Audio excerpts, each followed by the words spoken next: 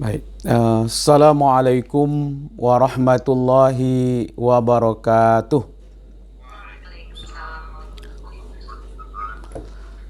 Alhamdulillahi rabbil alamin. Nazzalal Qur'an hudan linnas wa bayyinatin minal huda wal furqan. Ashhadu an la ilaha illallah wahdahu la syarikalah wa ashhadu anna Muhammad abduhu wa rasuluh. Allahumma fasalli wa sallim ala Muhammad wa ala alihi wa ashabihi ajma'in. Allahumma arhamna wa ahlana wa zurriyatina bil Qur'an. Qala Allah Ta'ala fil Qur'anul Karim, a'udzu billahi minasy syaithanir rajim. Bismillahirrahmanirrahim. Wa la yu'akhirallahu nafsan iza jaa ajaluha wallahu khabirum bima ta'malun. Shadaqallahul azim. Al-Quran surat Al-Munafikun ayat yang ke-11. Terjemahannya, dan Allah tidak akan menunda kematian seseorang apabila ajalnya sudah sampai, dan Allah amat teliti terhadap apa yang kita lakukan. Maha benar Allah yang Maha Agung.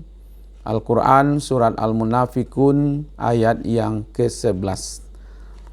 Alhamdulillah, kita bersyukur kepada Allah Subhanahu wa taala. Selawat kepada Nabi kita Muhammad sallallahu alaihi wasallam. Allahumma salli ala Muhammad wa ala ali Muhammad. Yang kita hormati Bapak Dekan Teknologi Pertanian UNAN Fakultas. Kemudian yang kita hormati orang tua kita, Bapak Profesor Isril Bert, yang dalam hal ini sebagai Sahibul Bait. Kemudian Ibu Dr. Ifma Linda yang berpulang ke rahmatullah, orang-orang yang tercinta oleh Pak Prof. Bapak Nur Hadi almarhum. Mudah-mudahan beliau diampun dosanya, ditempatkan di tempat yang terbaik. Bagi Ibu Dr. Ifma Linda, yaitu ibu tercinta, Ibu Darwinis, umur 83 tahun. Mudah-mudahan kepergian beliau ini ada hikmahnya kepada kita yang hadir dalam bertakziah ini, dan terutama tentu kepada keluarga yang ditinggalkan. Amin ya rabbal alamin. Bapak Ibu jemaah takziah yang dirahmati oleh Allah, kembali kita bersama-sama diperlihatkan oleh Allah salah satu kekuasaan Allah yang tidak bisa kita menolaknya, yakni kematian. Jangankan menolak kematian, untuk mengetahui saja kita tidak mampu kapan kita akan meninggal, di mana posisinya, berapa umur kita. Tapi yang jelas, kullu nafsin za'iqatul maut. Setiap yang bernyawa pasti akan mengalami kematian. Karena itu sebagai manusia ada berapa hal yang pasti akan terjadi kepada kita, Bapak, Ibu-ibu jemaah takziah yang dimuliakan. Ayat yang dibacakan oleh qori kita, wala nabluwannakum bisyai'im minal khawfi wal ju'i wa naqsim minal amwal wal anfusi wasamarat wa basyiris sabirin. Dan pasti kami akan menguji engkau. Ya, di situ ada kata ya, kami. Jika Allah menyebut kami kepada diri beliau, Allah, itu dua maknanya. Pertama adalah li ta'zim, menunjukkan kebesaran Allah, bahwa Allah akan menguji kita dengan kebesarannya, dengan kekuasaannya. Kalau hari ini orang tua kita, satu orang yang dipanggil, kalau Allah mau sebenarnya lebih daripada itu bisa. Itu makanya bisyai, sedikit saja. Yang kedua, Allah menguji kita melalui makhluknya. Nah, salah satu di antaranya adalah berpulangnya orang yang kita cintai, ya, baik Pak Prof dan Ibu Doktor. Ini menunjukkan Allah yang maha berkuasa. Wa makaru wa makarallah wallahu khairul makirin. Kita punya rencana, punya keinginan, Allah juga punya keinginan, yang pasti berlaku adalah keinginan Allah. Kita punya kehendak, Allah juga punya kehendak, yang berlaku adalah kehendak Allah Subhanahu wa taala. Wa asa an taqra'u syai'a wa huwa khairul lakum. Wa asa an tuhibbu syai'a wa huwa syarrul lakum. Wallahu ya'lamu wa antum la ta'lamun. Boleh jadi kata Allah, engkau tidak menyukai satu kondisi, tapi menurut Allah itu yang terbaik. Dan boleh jadi juga engkau menyukai suatu kondisi, tapi menurut Allah itu belum tahu yang terbaik. Allah maha mengetahui, sementara waktu kita tidak tahu apa-apa. Nah, salah satu bentuk kekuasaan Allah itu diujikan kepada kita adalah kekurangan jiwa. Itulah yang disebut dengan kematian. Berpisahnya kita dengan orang-orang yang kita cintai. Maka dari itu jawabannya apa? Alladzina iza asabathum musibah qalu inna lillahi wa inna ilaihi raji'un. Jawabannya adalah sesungguhnya kita datang dari Allah dan kita akan kembali kepada Allah. Kalimat istirja ini adalah kalimat yang luar biasa, Bapak-bapak, Ibu-ibu yang dimuliakan. Kalimat ini belum pernah diajarkan oleh Allah kepada para nabi dan rasul-rasul terdahulu. Jadi tidak ditemukan dalam Injil, dalam Taurat, dalam Zabur, tapi hanya ditemukan di dalam Al-Quran, dan itu untuk kita. Maka itu setiap musibah yang terjadi kepada kita, kembalikan kepada Allah. Ya, inna lillahi wa inna ilaihi raji'un. Sesungguhnya semuanya ini datang dari Allah dan pasti akan kembali kepada Allah. Apa maknanya inna lillahi wa inna ilaihi raji'un?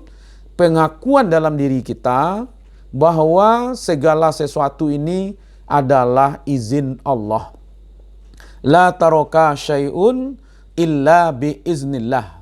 Tidak akan terjadi sesuatu apapun kecuali izin Allah. Maka itu sebenarnya kita ini hanya hak pakai saja sebenarnya, Pak. Ya, kita hanya memakai, dan rata-rata yang kita takziah ini orang-orang tua kita yang sudah berumur di atas 80 tahun.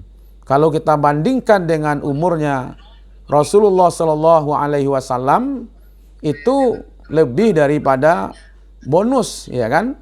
Umur Rasulullah lebih kurang 63 tahun, sementara waktu umur orang tua kita sudah diberi kita kesempatan sekian lama untuk bersama beliau.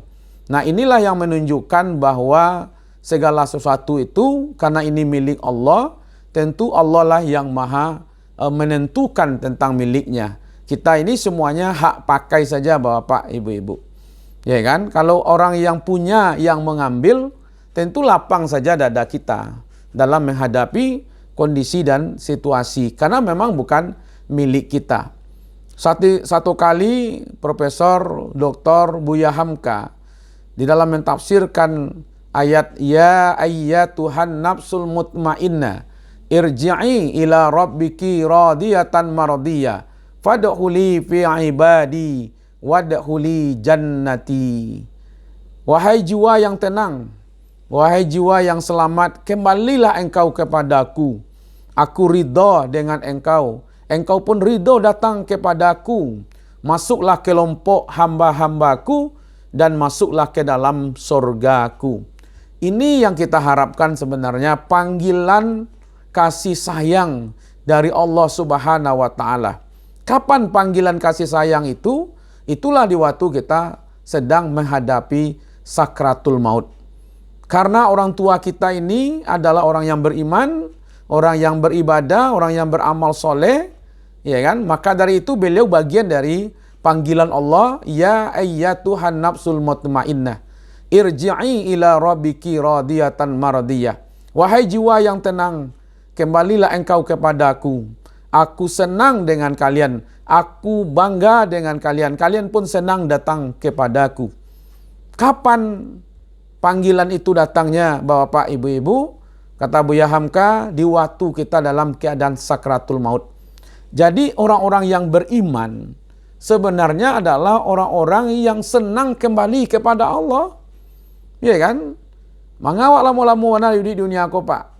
Ya kan? Minyak goreng semaha kini. Ya kan? Tuh banyak-banyak kan. Nah kan? Artinya memang kita bukan tempat tinggal. Dunia ini bukan tempat tinggal. Dunia ini tempat meninggal. Tempat tinggal kita itu memang di akhirat. Maka kita hanya transit saja. Semakin ke hujung manusia ini bukan semakin panjang umurnya, tapi semakin pendek gitu. Ya kan? Nabi Nuh itu berdakwah saja Pak 950 tahun. Ya kan? Kalau informasi dari Al-Qur'an itu umur beliau waktu berdakwah saja, belum lagi sebelum diangkat menjadi rasul. Jadi yang kita pikirkan sebenarnya bukan kematian, tetapi bagaimana kita menghadapi kematian kita masing-masing. Banyak orang memikirkan bagaimana cara hidup yang baik, tapi tidak banyak memikirkan bagaimana cara mati yang baik. Ya kan? Allah sudah katakan, wahai hamba-hambaku yang tenang, yang damai, yang sejuk jiwanya, kembalilah engkau kepadaku. Itu panggilan ketika kita menghadapi sakratul maut. Jadi di waktu kita dalam keadaan sakratul maut itu, Bapak Ibu-ibu yang dimuliakan, ada 3 yang hadir di situ. Ya kan? Pertama yang hadir di situ sudah bisa dipastikan yaitu setan. Tsumma la'atiyannahum min baini aidihim. Kemudian setan itu mendatangi manusia ya, dari depan. Wa min khalfihim, dari belakang. Wa in aimanihim, dari samping kanannya. Wa an syama'ilihim, dan samping kirinya. Ya kan? Wala tajidu aksarum syakirin. Jadi orang yang akan meninggal itu didatangi oleh setan. Maka setan membisikkan kecemasan, ketakutan, ya kan? Kemudian yang kedua, yang hadir di situ adalah malaikat. Wa huwal qahiru fawqa ibadi wa yursilu alaikum hafazah. Allah mengutus malaikat pada waktu itu dan membisikkan. Apa yang dibisikkan oleh malaikat? Innal ladzina qalu rabbunallah tsumma istaqamu tatanazzalu alaihimul malaika alla takhafu wa la tahzanu wa abshiru bil jannah allati kuntum tu'adun. Datanglah malaikat pada waktu itu dalam keadaan sakratul maut.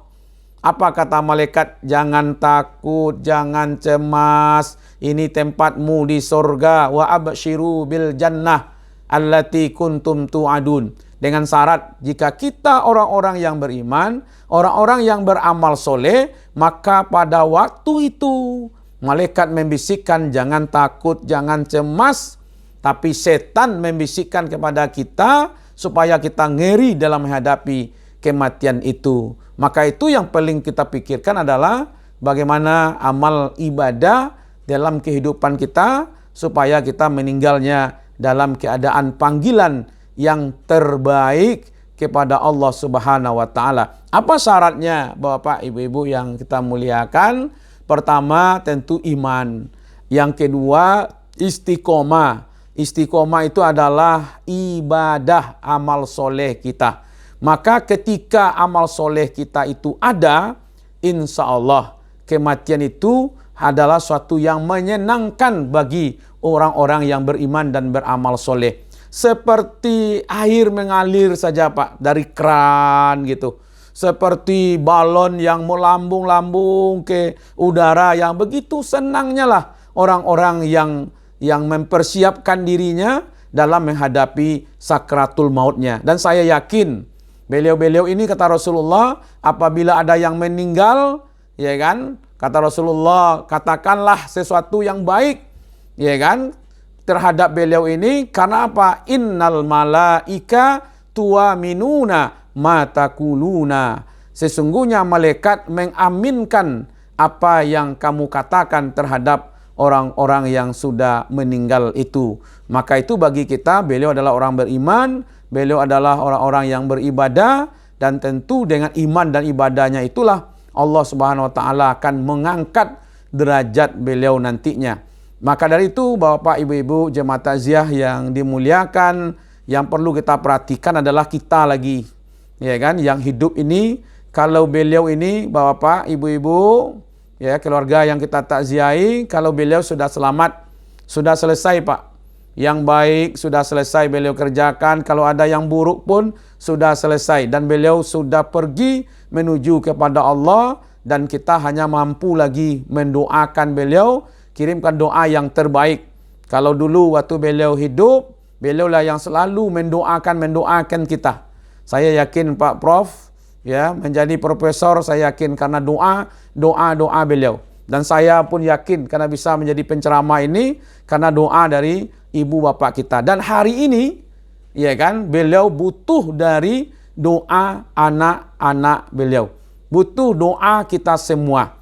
Ya kan? Maka itu bagi kita rukun mendoakan orang yang sudah meninggal, yaitu di dalam solat kita. Allahumma ighfir lahu warhamhu wa'afihi wa'fu anhu. Itu menunjukkan tidak sah solat berjamaah kalau seandainya kita tidak mendoakan orang yang kita solatkan. Itu menunjukkan mulai dari orang-orang yang terdekat sampai kita semua orang yang beriman saling mendoakan. Karena yang dibutuhkan bagi orang yang sudah meninggal adalah doa. Kata Rasulullah, "Iza mata insan anqata amaluhu ila min salasin, sadaqah jariyah, aw alimu yantafa'u bi, aw waladun salihun yad'u lah." Apabila meninggal anak cucu Adam atau manusia, maka terputuslah amalnya. Yang baik terputus, yang buruk juga sudah terputus. Yang tidak terputus itu, kata Allah, kata Rasulullah, adalah orang-orang yang punya sedekah di waktu hidupnya, punya ilmu yang dia sampaikan, kemudian dia memiliki anak-anak yang selalu mendoakannya. Inilah bagian dari usaha kita terhadap orang-orang tua kita. Bapak Ibu yang dimuliakan, kita mau berbuat baik kepada orang-orang yang telah mendahului kita, terutama sekali tentu orang-orang tua kita. Bagaimana caranya? Pertama, bayarkan hutangnya. Ya kan? Kalau beliau punya hutang, ya kan, maka bayarkan hutangnya. Dari mana uangnya diambil? Ya, berikanlah dari harta yang beliau tinggalkan. Kalau tidak ada harta yang beliau tinggalkan, maka bayarlah hutangnya oleh anak-anaknya. Yang kedua, yang bisa kita lakukan adalah bagaimana kita memenuhi wasiat yang pernah beliau berikan di waktu hidup. Yang ketiga, yang bisa kita lakukan terhadap orang yang sudah meninggal, memenuhi nazar beliau. Kalau seandainya ada beliau pernah bernazar. Ya, yang keempat itulah tadi mendoakan beliau. Yang kelima yang bisa kita lakukan adalah akur antara kita beradik kakak, akur antara kita dengan keluarga, hasil binaan beliau, maka itu akan membawa kebaikan untuk beliau. Maka dari itu pesan kita di akhir pengajian ini, mudah-mudahan apa yang kita lakukan malam ini dengan kesabaran, insya Allah Allah bersama orang-orang yang sabar. Mudah-mudahan insya Allah keluarga yang ditinggalkan bisa menerima dengan sabar bahwa inilah yang terbaik dari Allah Subhanahu wa taala. Terima kasih, mohon maaf, wabillahi taufiq wal hidayah. Nasru minallah wa fathun qarib wa basyiril mu'minin. Wassalamualaikum warahmatullahi wabarakatuh.